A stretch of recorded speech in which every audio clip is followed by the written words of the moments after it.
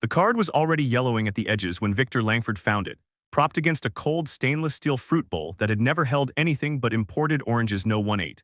He had come down to the penthouse kitchen at 3:17 a.m. because the silence upstairs felt like a coffin lid, and the only light came from the under-cabinet LEDs that turned the marble counters the color of a morgue.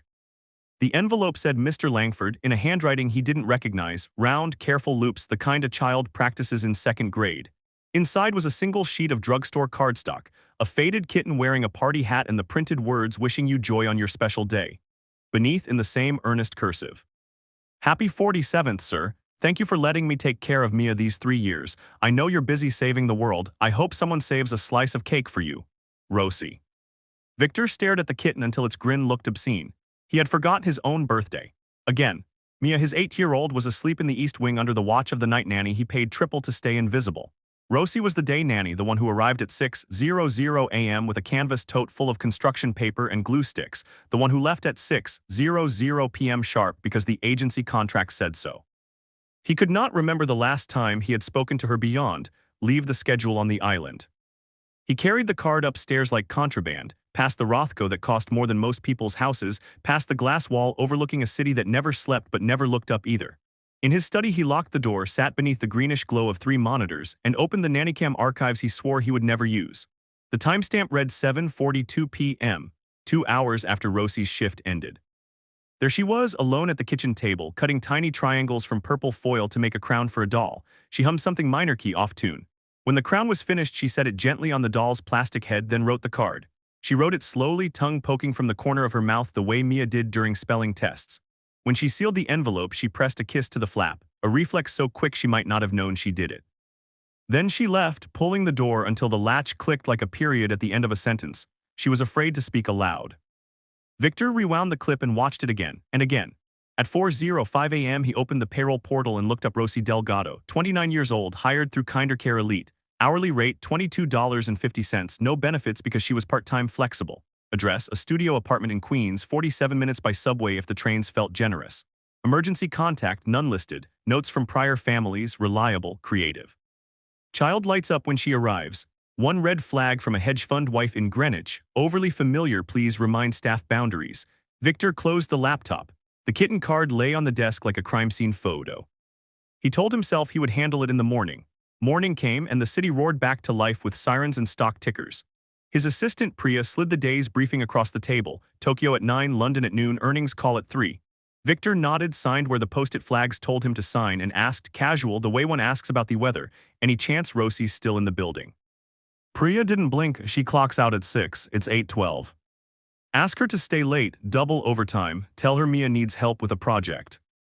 Mia was already at school. Priya knew it. Victor knew she knew. She tapped something into her phone anyway. Rosie appeared at 6:03, cheeks flushed from the October wind, wool coat too thin for the season.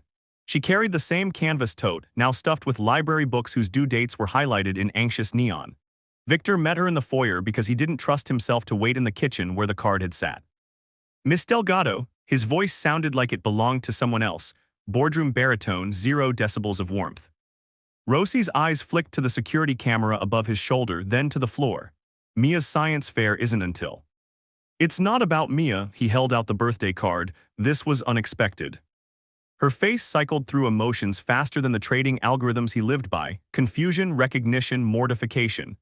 I'm so sorry, sir. The agency says no personal gifts, but the store only had the kitten one left and I thought. She reached for it as if to reclaim evidence. He pulled it back. You stayed late to make a paper crown for a doll. Rosie's shoulders folded inward. Mia said Mr. Sprinkles was sad because he didn't have a birthday. I didn't charge the time. I clocked out first. Victor looked at the woman in front of him, 5'2" in scuffed sneakers, curls escaping a knot held together by a pencil, and felt something tectonic shift inside his ribcage. He recognized the expression she wore, the same one his mother had worn the night she told 8-year-old Victor that Daddy wasn't coming back from the hospital, apologetic for existing. How much do you make after taxes? He asked. The question was so far outside protocol that Rosie laughed once, a nervous puff. Sir. Ballpark. She named a figure that wouldn't cover the property taxes on his Hamptons house. He felt the shift again, harder this time. Effective tomorrow, you're salaried. 75,000 full benefits 401k match. You'll have a classroom on the third floor, whatever supplies you need, and you'll eat with us. No more bringing your own sandwich in Tupperware. Rosie's mouth opened, closed. Mr. Langford, I can't. I have another family in Astoria, 3 kids, they count on me. Offer them a replacement at double your current rate. I'll cover the difference for a year. He was making it up as he went, the way he once gambled on a bankrupt microchip startup and turned it into a billion-dollar IPO. Only this time the asset had freckles and a voice that cracked on the word sir. Rosie studied him the way a deer studies headlights. Why? Because I'm 47 and the only creature that remembered I was born is a plastic doll, he thought. Because my daughter calls the doorman uncle and doesn't know my favorite color. Because I have more money than Croesus and less joy than the night janitor. He said none of it. Instead, Mia needs consistency, you're it. Rosie's eyes filled so fast it startled them both. She turned away, pretending to adjust the tote strap. I have to give notice, 2 weeks. Take 3 paid. She nodded once, a small, stunned movement, and fled before he could see her cry. The next morning, Victor canceled Tokyo. He told Priya to move London to Zoom. Then he did something he hadn't done since business school. He went to the grocery store. He stood in the cereal aisle paralyzed by choices until a grandmother in a Mets cap took pity and handed him a box of off-brand cinnamon oats. Kids like the bear on the front, she said. He bought 6. Rosie arrived at 7:00 a.m. sharp, eyes puffy but chin high. She found Victor at the stove attempting pancakes. The batter looked like wet cement. Mia sat on a stool swinging her legs, already wearing the purple foil crown. Rosie, Mia launched off the stool and into Rosie's knees. Daddy said you're moving in. You get the blue room with the big window and we're making a volcano that really erupts. Rosie looked at Victor over Mia's head. He shrugged, sheepish, spatula dripping. I may have oversold the volcano. The first week was a masterclass in controlled chaos. Rosie rearranged the third-floor guest suite into a wonderland of colored bins and a reading nook with twinkle lights. Victor learned that circle time was not a corporate jargon but a ritual involving songs about spiders and sharing feelings. He sat cross-legged on a rug shaped like a lily pad, williating his 6'2" frame into submission, while Mia explained that today she felt orange, like a pumpkin, but not Halloween yet. Rosie watched him with the wariness of a cat deciding whether the new human could be trusted. She still called him sir. He hated it. On day 10, he found her in the laundry room at midnight, folding Mia's clothes into perfect squares. The washer's rhythm was the only sound. You don't have to do that, he said. It's no trouble. She didn't look up. Rosie. She paused, a tiny sock in each hand. My name is Victor. I know, sir. He took the socks, tossed them into the basket. Try it. She swallowed Victor. It came out a whisper, like a prayer she wasn't sure she was allowed. Better. They stood in the humming dark until the dryer clicked off. He wanted to ask if she was happy, if $75,000 could buy absolution for 3 years of invisibility, but the words felt greedy. Instead he said, there's gelato in the freezer. Mia likes the stracciatella. I bought extra. Rosie smiled then, small, crooked, real. I know what Mia likes. Of course she did. Winter arrived with a nor'easter that shut down the bridges. Schools closed. The agency panicked. Half the nannies couldn't get into the city. Victor's phone buzzed with rescheduling demands from 3 continents. He silenced it, pulled on boots, and trudged with Mia and Rosie through Washington Square Park where snow piled in drifts the color of steel. They built a lopsided snowman with a carrot nose and a Mets cap. Mia christened it Mr. Sprinkles Sr. Rosie took a photo on her ancient phone. The screen cracked in a spiderweb that caught the snowflakes like diamonds. That night the power flickered. The building's generator kicked in, but the elevator froze between floors. Victor carried Mia on his shoulders down 23 flights of emergency stairs while Rosie held the flashlight and sang Itsy Bitsy Spider to keep Mia from noticing how high they were. On the lobby level the doorman applauded. Mia bowed. Victor's legs shook for an hour. Christmas crept up like a secret. Rosie strung popcorn garlands while Victor wrestled with a 7-foot Fraser fur that smelled like every good memory he couldn't access. Mia wrote letters to Santa in purple marker. Rosie helped her sound out microscope and roller skates. Victor wrote his own letter on heavy cream stock, folded it into an envelope, and left it on Rosie's desk. Inside, a single sentence. Ask for whatever you need, no limits. Christmas morning, Mia tore through wrapping paper like a hurricane. Rosie opened her gift last, a leather-bound planner with her initials embossed in gold, the kind executives used, but the pages were blank because Victor had no idea what dreams looked like on paper. Tucked between December and January was a plane ticket to San Juan, open-ended, first class, and a postcard of El Yunque rainforest. Rosie's hands trembled. I haven't been home in 5 years. Take as long as you need, Victor said. Mia and I will manage. He had already blocked his calendar for 2 weeks and bribed Priya with a vintage Birkin to hold the fort. Rosie flew out on December 27. The apartment echoed. Mia moped. Victor discovered that making edible macaroni and cheese was harder than closing a Series C round. They video called every night. Rosie's mother waved a wooden spoon at the camera and insisted Victor visit soon. You too skinny, Mijo, I make you pastels. Mia fell asleep with the iPad on her pillow, Rosie's lullaby drifting through the speaker like smoke. Rosie returned on January 10 with a suitcase full of coqui frog plushies and a tan that made her freckles stand out like cinnamon on milk. She brought back stories. Her abuela's house with the tin roof that sang in the rain, the beach where bioluminescent waves lit up like fallen stars. She told them over dinner, real dinner at the table with cloth napkins because Mia insisted fancy people use rectangles. Victor listened more than he spoke. He learned that Rosie had wanted to be a teacher but dropped out of community college when her mother's dialysis bills tripled.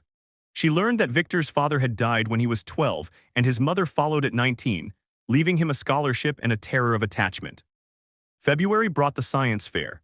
Mia's volcano erupted actual foam that smelled like vinegar and glory.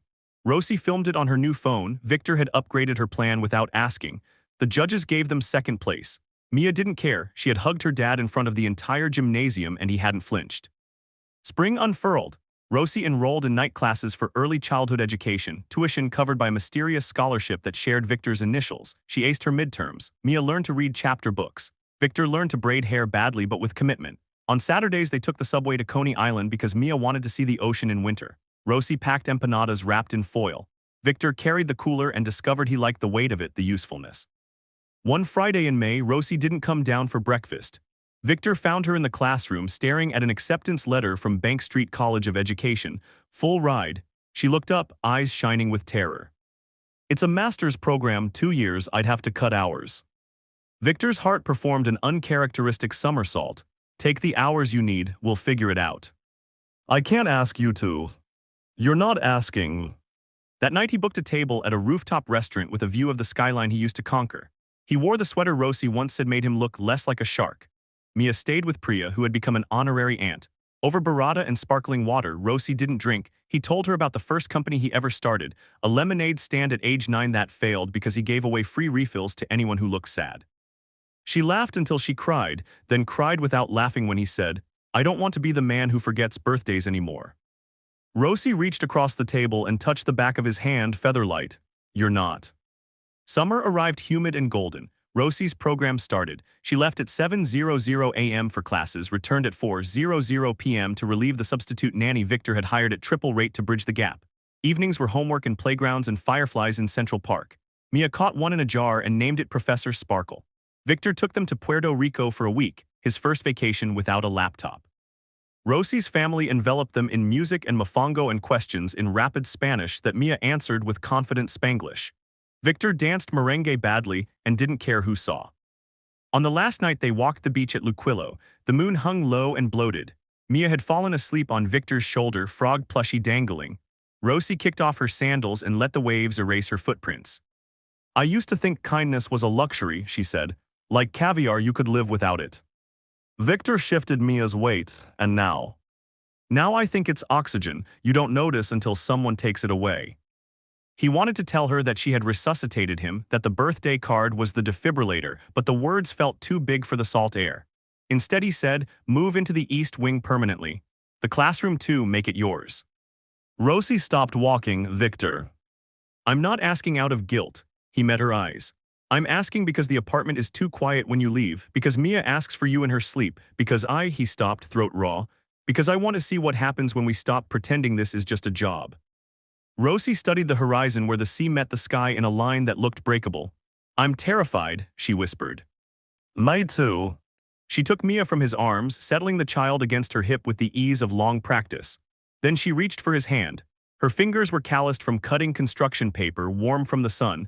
They stood like that until the tide soaked their jeans. Fall again, Rosie's second semester. Mia started 3rd grade. Victor's company went public. The IPO raised $1.2 billion. The headlines called him a titan. He read them in the kitchen while Rosie graded papers and Mia practiced cursive. He closed the tablet. One October morning, exactly 1 year since the kitten card, Victor found another envelope on the kitchen island. Same drugstore cardstock, same careful cursive. Inside, a hand-drawn picture of a snowman wearing a Mets cap and a crown. Beneath, Happy 48th Victor, thank you for letting me stay. Love, Rosie and Mia. He laughed so hard Mia came running to see if he was okay. Rosie followed, drying her hands on a dish towel. Victor pulled them both into a hug that smelled like pancakes and possibility. Later, when the city sparkled below and the monitors in his study stayed dark, he opened a new document on his laptop. Subject line, Langford Foundation. Mission to fund nannies, teachers, and caregivers who keep the world turning while the rest of us chase commas. Seed money, $100 million.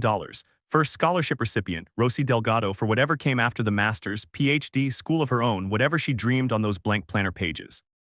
He hit send before he could overthink it. That night, Mia fell asleep between them on the couch during a movie about talking dogs. Rosie's head rested on Victor's shoulder, her breathing soft and even. He looked at the two people who had rewritten his story in purple marker and foil crowns and felt the tectonic plates settle into something that might last. The kitten card still sat on his desk, yellowed edges and all. Sometimes he touched it when the old loneliness crept in at 3:00 a.m. It reminded him that second chances often arrive in drugstore envelopes, written by hands that have every reason to stop believing in birthdays. And if you're still here, breathing with them through the snowstorms and the science fairs and the quiet terror of choosing to be seen, hit that like button. Subscribe because there are more stories where lonely doors open and ordinary miracles walk through carrying canvas totes and paper crowns. Turn on the bell so you don't miss the next one. We'll leave the light on.